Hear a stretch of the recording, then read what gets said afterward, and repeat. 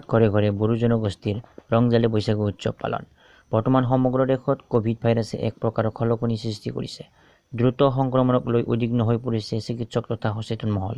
এজনৰ পৰা আন এজনলৈ দ্ৰুতভাৱে এই ভাইৰাছ চানি ধৰিছে আৰু সংক্ৰমণ ঘটিছে, যাৰ ফলত এতিয়া ক্ৰমান্বয়ে মৃত্যুৰ সংখ্যাও দিনক দিনে বাঢ়ি গৈছে। এনেহেন সময়তে জনসমাগমৰ পৰা বিৰত থাকি কৰোনা মহামাৰী নীতি নিয়মৰ মাধ্যমেৰে ওদালগুৰি জিলাৰ অন্তৰ্গত টংলা, এৰাবাৰী, গালাচোবা, জলা, ছয়বাৰী আদি কৰি বহু গাঁও লোকে ঘৰে ঘৰে বড়ো জনগোষ্ঠীয় ৰংজালী বৈশাগু উৎসৱ